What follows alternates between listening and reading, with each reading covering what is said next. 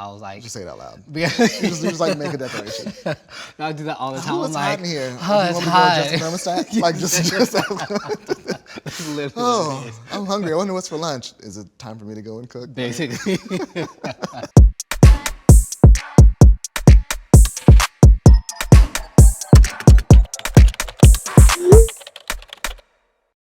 How did you know you loved me? Ooh, okay, that is a good question. That's a good one. There wasn't a particular moment where I felt like I knew I was like, okay, I love this man. Okay. It just never happened. It just never happened. Exactly. No, but for me, love is a feeling, and I Yeah. think that it was just one of those things that I just felt when I got more comfortable in being around you and just hanging out with you, and it just happened. So I couldn't tell you the particular day, I couldn't tell you the particular moment where I'm just like, you know what? I love you. But I just know that it was something that, it was a feeling, and it's something that just came on to me when after hanging out for some time. I do know that when we were in Greece and we did, we were at an event and we were looking over the Aegean Sea and we were At that party. at the party. when we were partying until 7 like o'clock in the event, morning. yeah, party. it was a party. And it just being with you during that moment, I really felt that like that was that moment that I felt like I love this man and I could see myself with him for the rest of my life, and so that was a moment. I think we definitely did like re-fall in love in Greece. I would think say we that did. for I think sure. we did. Yeah. Probably why we like it so much. Yeah. Yeah. So, what holiday traditions did you have growing up that you want to continue as an adult? I mean, towards like my later teen years, we did always throw a Christmas party. And so, I think they started off really small. Then they got to like 75, 80 people. Wow. And when I moved to LA, for a couple of years, I did a couple. And what I did love about those parties was that, this is gonna sound obnoxious, but we had like 8 different Christmas trees, like one in every single room, and one of them was like a gift tree. So if you did come, you had to bring a gift for a charity. And so when I did do a couple Christmas parties here, I did try to recreate that. So everybody had to bring like a toy or a gift. So I think that's one for sure. Oh, this will be interesting to hear. When it comes to difficult conversations, are you more Oreo method or direct and straightforward? You tell me. I mean, I would say I'm pretty when it comes to having difficult conversations. Yeah, I'll agree to that. Yeah. Yeah. Well, why'd you hesitate it? Well, because you said difficult conversations, but Yeah. I'm thinking just kind of in general, like when you want something done or what have you. Yes. You'll kind of like go around it a certain way instead of just like asking me straight up. And it's like, I know what you want every single time, but instead of I saying, actually came up from my childhood, like from my mom when I wanted to ask her for something, I don't ask her directly for something. I was like, just say it out loud. Yeah. just like make a declaration. I do that all the time. Oh, it's I'm hot like, in here. oh, You it's want me to hot. go adjust the thermostat? Like just That's literally oh, what it is. I'm hungry. I wonder what's for lunch. Is it time for me to go and cook? Basically. But I love it. I mean, I know exactly what you mean every single time. Okay, what advice would you give to anyone discovering their queerness for the first time? To be patient with yourself. I love that. It's something that evolves. And I think that your queerness today may not be your queerness tomorrow. Not to say it's going to do a complete 180. Yeah. But I'm just saying that there are different facets to it. And just to give yourself time and space to just figure it out. And by yourself, or with the community. I mean, sometimes, people are fortunate to have community to kind of talk things out with and experiment with and do all these, and some people just don't. Yeah. For some people that's a little bit delayed, or that they don't get that until they get to college or until they move to a new city or what have you. So just be patient. Be patient with yourself. I love Patient. When is it okay to lie? When is it okay to lie? When you're trying to protect your peace. I don't think it's okay to ever lie, but I don't know. I think in some instances, I understand why someone would lie just to protect themselves or protect others. We're watching a television show right now, which is Revenge, and on that show, they do a lot of lying on lot that of lying. show. There's a lot of But lying. it's not like I'm just gonna lie to you for no reason. It's Yeah. like they're doing that because they're really protecting their loved ones. They're protecting themselves, really. And for me, when I look at that, I'm like, okay, I get it. You could have just told the truth, but I get Yeah. why you did that. Yeah. So I mean, I don't think it's okay to lie to somebody because I mean the truth hurts and that's for real. But you know, if you do to protect yourself and your peace, then like I think the world understands why. Yeah. No, listen, I agree.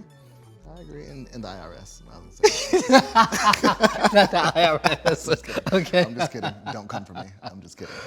Oh my gosh. Ooh, what's your favorite thing about me? It's okay. It's a lot. It's okay. Take it out. No. I'm trying to pick like my favorite because there are a lot of them. Yeah. I think I'm just gonna say like your fearlessness.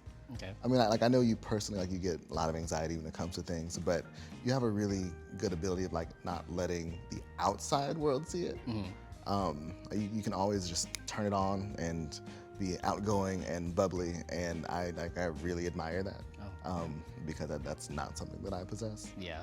That is difficult for me. I tell you that. Yeah, but you do it though. Turn it on. You do it. You know what I mean? Like I'm really like self-contained and kind of calm and kind of zen. And I'm not saying like you're super rambunctious or anything. Yeah.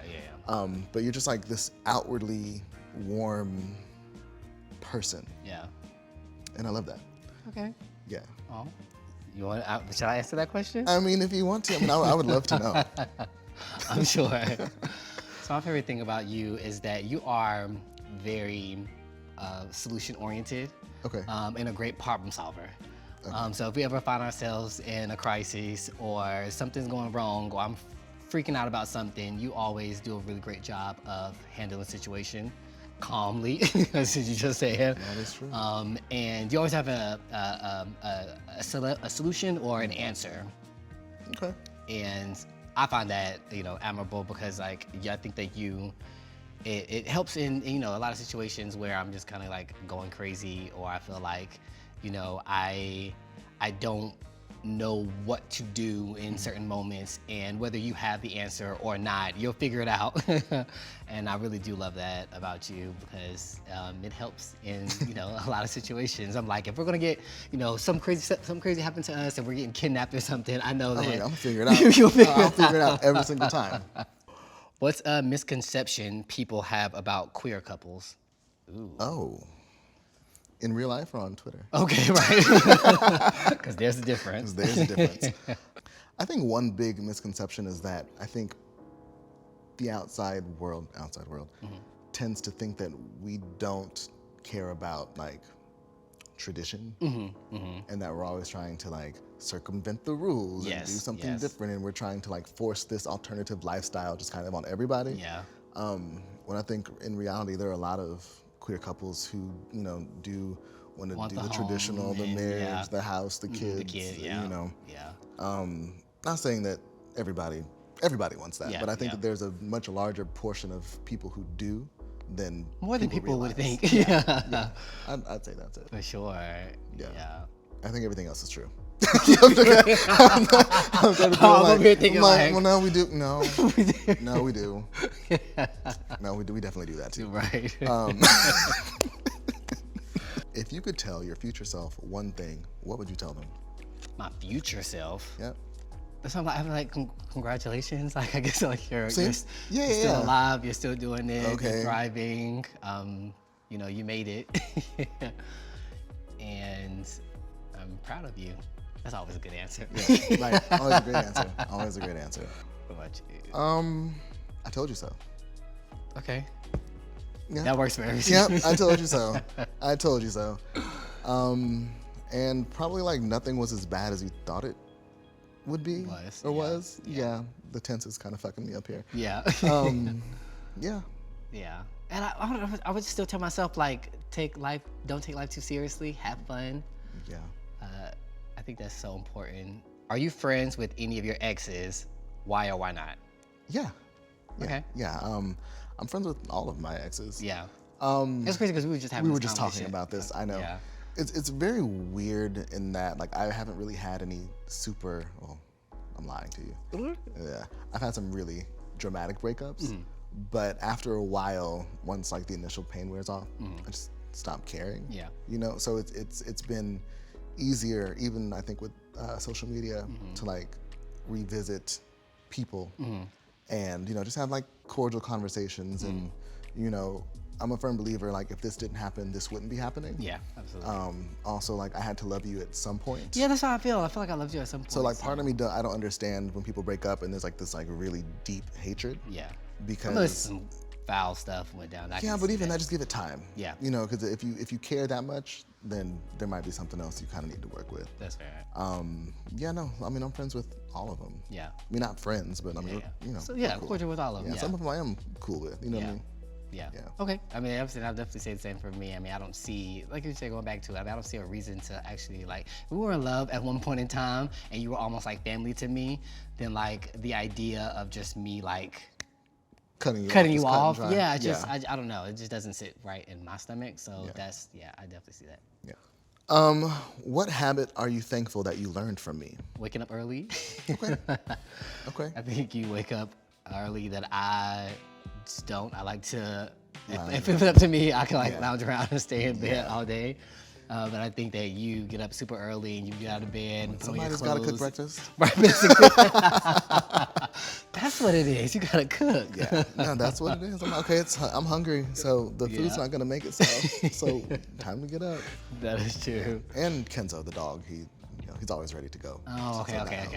Yeah. Yeah, that makes sense. Yeah. Okay, yeah. Like I said, if it's up to me, I can lay in bed all day.